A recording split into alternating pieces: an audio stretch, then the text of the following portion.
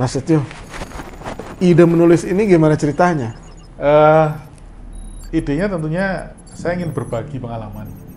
Yang kedua, saya ingin menekankan kembali bahwa budaya membaca yang mungkin saat ini sudah mulai surut ya. Apalagi generasi milenial sekarang kan lebih cenderung menekuni atau membaca yang digital. Mungkin saya nggak tahu zamannya Mas Iswan mengenal nggak ada buku seri Old Shatterhand. Itu tentang cerita tentang di Amerika, seorang pemburu yang memburu beruang. Itu saya sangat tertarik banget. Terkesan itu? Terkesan sekali sampai saya dulu minjamnya di perpustakaan negara.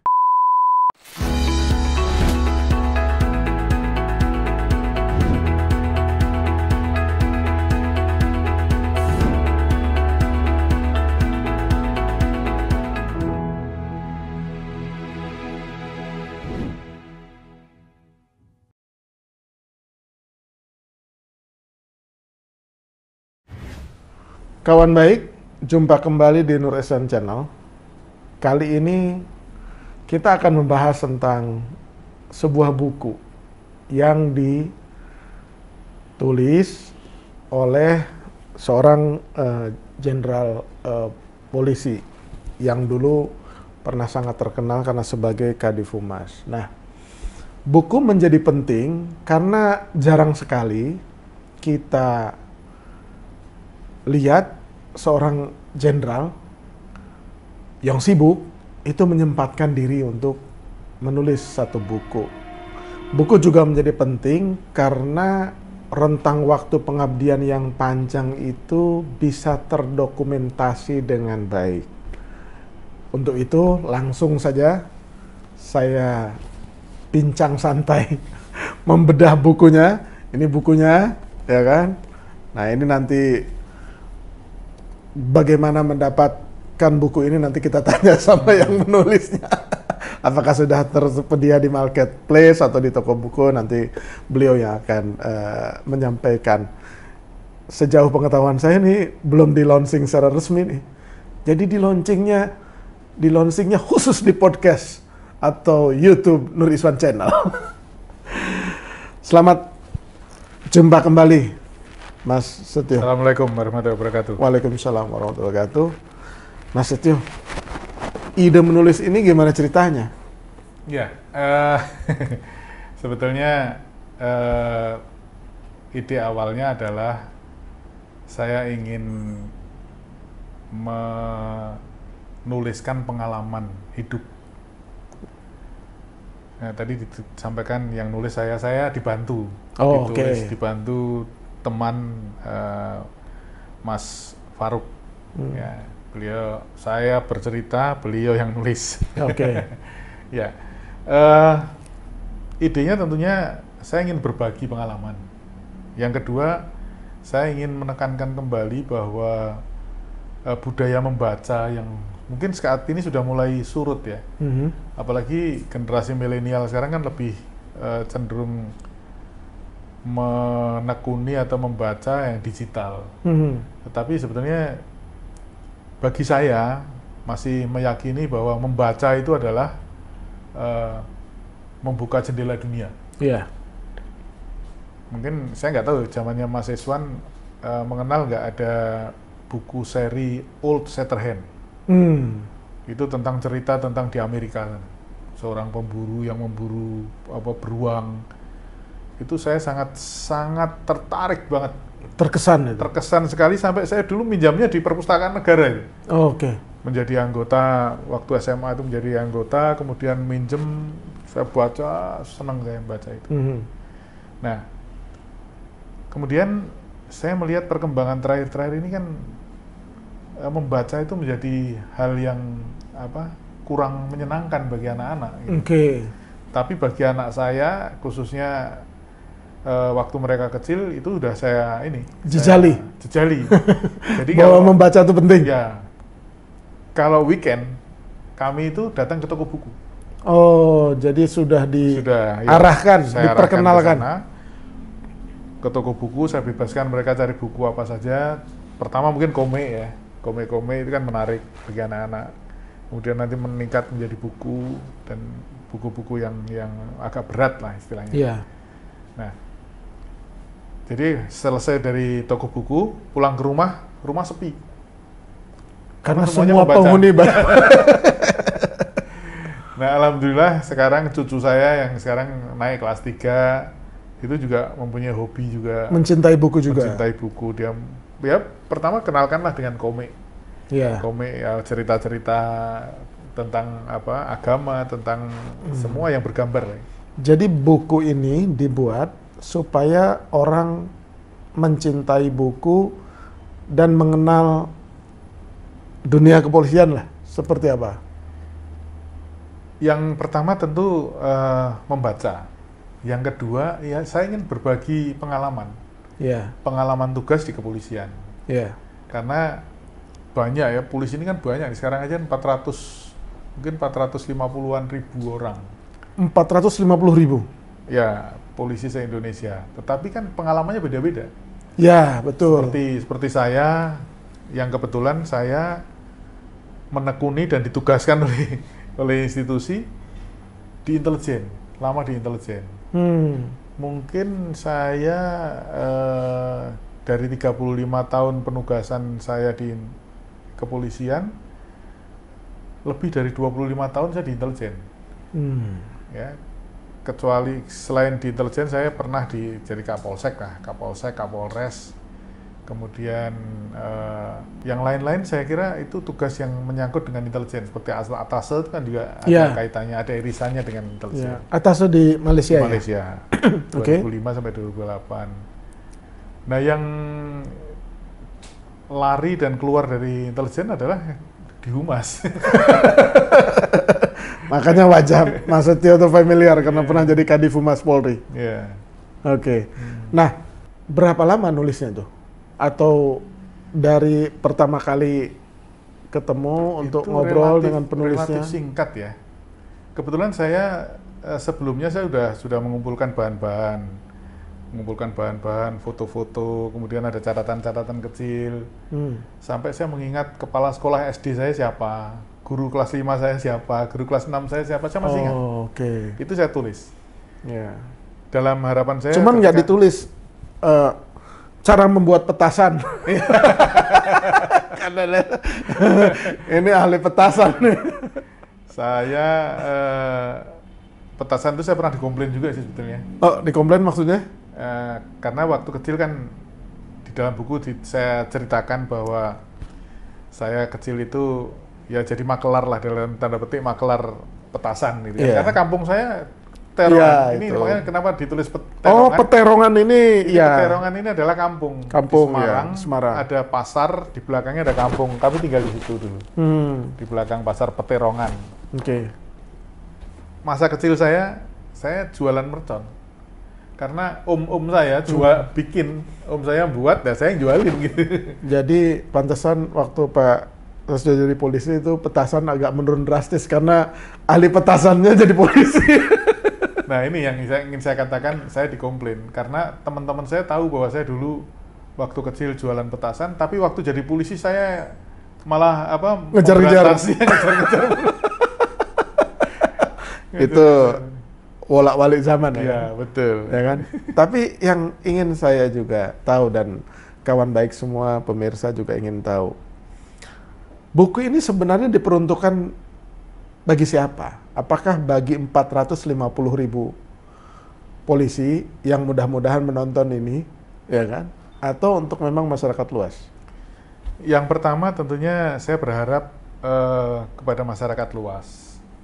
Paling tidak bagi masyarakat luas memahami bahwa kehidupan polisi itu seperti itu. Satu. Yang kedua, saya berharap kepada generasi penerus Polri, ya, generasi penerus Polri juga memahami senior-seniornya dulu seperti apa sih. Yang ketiga, tentunya paling tidak di dalam keluarga kecil saya meninggalkan sesuatu, legacy, meninggalkan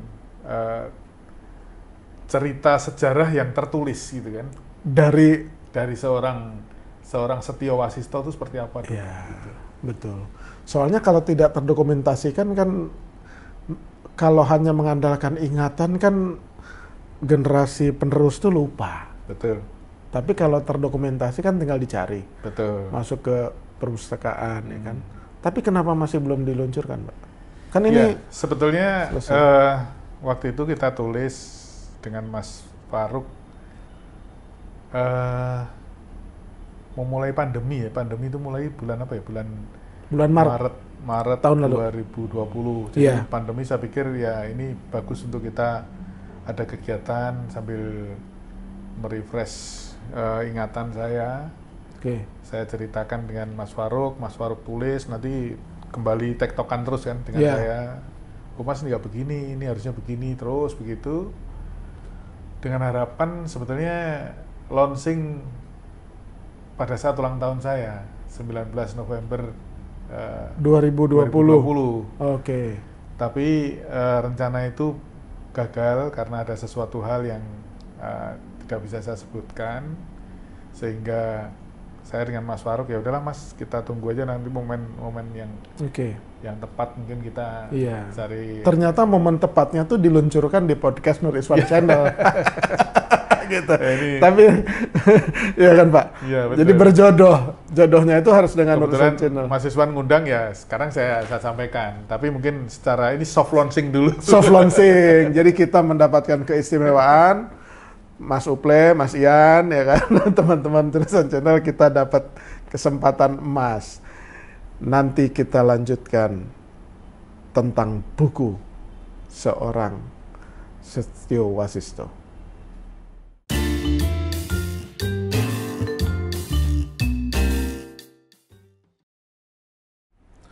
Mas Setio, terkait dengan buku, ya bisa diceritakan itu isinya tuh apa aja sih? Bab-bab kehidupan apa yang Mas Setio tulis dalam buku tersebut? Ya, di dalam buku tersebut bicara tentang segmen-segmen kehidupan saya. Oke. Mulai dari saya masa kecil saya, terus kemudian mulai dari SD, SMP, SMA, kemudian aktivitas saya, cita-cita saya, mimpi-mimpi saya. Sampai dengan saya masuk pendidikan di Akabri waktu itu, kemudian ya semacam biografi ya. Yeah. Biografi, dan di situ juga saya ceritakan bagaimana saya membangun dan membina rumah tangga. Kebetulan saya dengan istri itu pacaran 8 tahun. Yeah. Mantan pacar. Kalau sekarang dibilang LDR ya. Yeah, LDR, long distance relation. Karena saya dulu di Jakarta tahun 84 saya lulus. Kemudian karena orang tuanya juga masih mengatakan nggak boleh nikah kalau belum lulus S1, maka istri saya masuk IKIP. Dulu namanya IKIP, sekarang kan UNES ya. Kenapa Mas Setio memasukkan aspek keluarga dan dukungan istri itu di dalam buku? Apakah itu memang faktor penting dalam menunjang menurut karir? saya penting, karena ya moga-moga ya pembaca juga bisa mengambil hikmah, mengambil poin-poin penting dalam kehidupan berkeluarga. Di situ ditulis tentang bagaimana kalau istri saya memarahi anak-anak, saya ngerem, saya tidak membela, tidak ngomong. Tidak ngomong atau tidak mendukung istri saya, tapi nanti setelah selesai dia marah atau dia memarahi anak-anak saya, baru saya memberikan masukan ke anak-anak saya secara soft ya. Jadi saya tidak ingin anak-anak itu merasa orang tuanya memarahi dua-duanya gitu. Nah, itu yang harus kita jaga. Itu buat itu. Tapi memang total sampai sekarang berapa tahun, Pak? Bersama istri? Pernikahan. Saya nikah tahun 88. 88 berarti tahun ke-33. 33. Alhamdulillah. Itu dan masih masih apa namanya, romantis lah, kangen-kangenan itu. Pasti. Iya, ini kawan baik baru nikah 3 tahun udah berkelahi terus. Ya kan? Ini orang 33 mesra terus, ya kan? Kuncinya apa, Pak? Kuncinya ya Di buku ditulis kan? saling mempercayai. Ditulis. Yeah. Istri saya juga menyatakan percaya, dan istri saya tidak pernah ikut campur dengan tugas saya. Tidak pernah sekalipun istri saya mencampuri tugas-tugas saya di kepolisian. Oke. Kalau saya misalnya pulang, saya membawa beban. Sebenarnya saya kalau pulang saya nggak udah begitu saya masuk rumah itu udah lepas lah saya. Yeah. Urusan-urusan dinas itu saya lepas. Saya mencoba untuk rilis itu. Tapi kadang-kadang kan juga tidak bisa. Kalau ada beban yang berat itu, istri saya udah tahu. Saya pasti menyendiri atau mungkin saya tidur cepat, itu dia udah tahu. Oh berarti ini ada masalah yang berat. Tapi dia tidak akan ngorek-ngorek, ada apa sih, enggak ada. Enggak ya? Enggak pernah. Jadi tipe istri yang nggak mau gerecokin tugas dari suaminya. awal dia sudah mengatakan, dan kami sudah membagi tugas. Tugas istri lebih kepada membina anak-anak, rumah tangga. Saya tugas suami ya untuk mencari nafkah. Karena kestabilan kehidupan di rumah itu akan punya implikasi besar terhadap perjalanan karir ya. Betul, saya sependapat itu. Ketika kita berangkat dari rumah dengan situasi atau suasana hati yang sudah tidak nyaman, pasti di kantor juga udah nggak akan nyaman juga. Mungkin kita melakukan pekerjaan juga banyak salah-salahnya. Iya. Sementara sebagai seorang anggota polisi kan kita tugas di kantor itu melayani masyarakat. Iya. Kalau kita dari rumah udah nggak nyaman, udah cemberut itu. Ya, di sini mungkin melayani masyarakat juga dengan tidak nyaman juga. Oke. Gitu. Kembali ke buku ini kan dikasihkan tidak hanya untuk keluarga masyarakat luas, tapi juga untuk generasi penerus Polri, Pak. Ya. Menurut Mas Setio, tantangan selama 30 tahun bertugas itu seperti apa? Dan kemudian tantangan ke depan itu seperti apa? Kalau menurut saya, mungkin pada masa saya tantangannya akan berbeda dengan ke depan ya. Berbedanya seperti apa tuh, Pak? Situasinya sudah berbeda, teknologi juga sudah makin maju. Ketika saya bertugas di kepolisian, masih manual lah ya. Handphone aja belum ada dulu kan? Belum ya. Paling pager kali. Belum ada juga. Belum ada juga ya? Belum ada juga. Tahun 84 kami lulus dan masuk di Polda Metro Jaya. Itu masih masih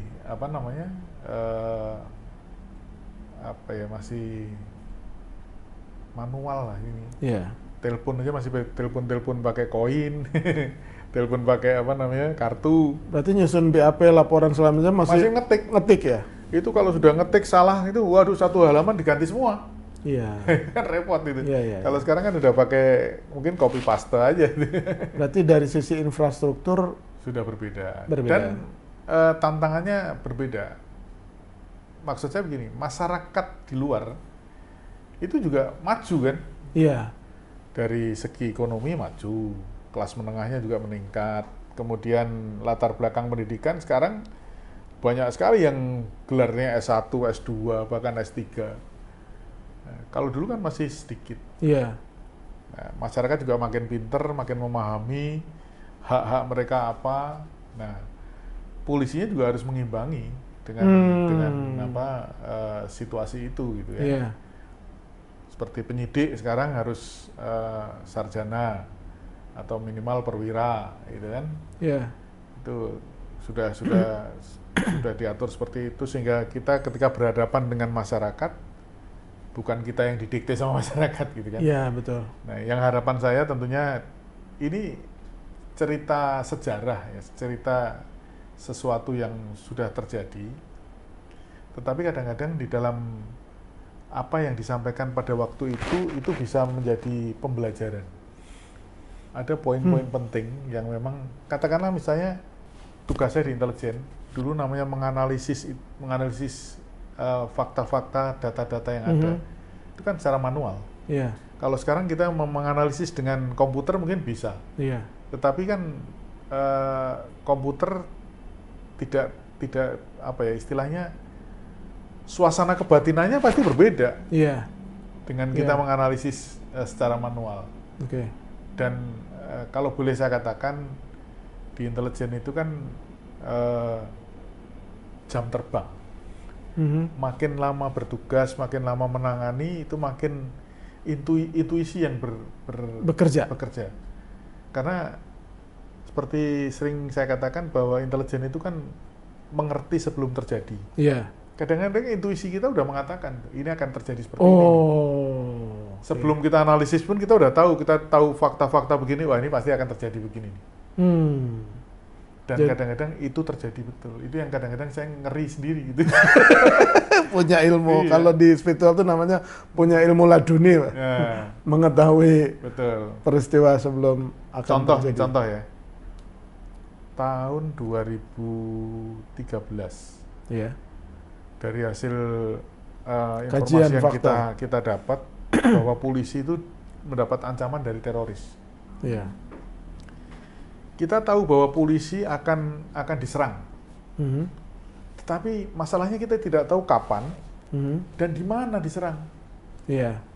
Nah, itu kan jadi beban bagi kami. Tapi kami menyampaikan kepada pimpinan, Pak, ini akan terjadi begini, begini, begini. Tapi tidak tahu akan terjadi di mana. Tidak terjadi di mana. Tapi waktu itu pimpinan sudah mengambil langkah bahwa anggota yang pulang dinas itu tidak boleh pakaian dinas. Jadi pulang dari kantor pasti harus ganti baju biasa gitu ya, misalnya ya, supaya menghindari ada serangan-serangan mendadak gitu. Tapi ternyata kejadian juga gitu. Iya. Yang kejadian di Ciputat. Iya. Ada anggota polisi dari belakang ditembak subuh-subuh. Iya. Di Tangerang Selatan, anggota baru ngepam menjelang Lebaran itu, saya datang ke TKP itu tembak Kepalanya. ya.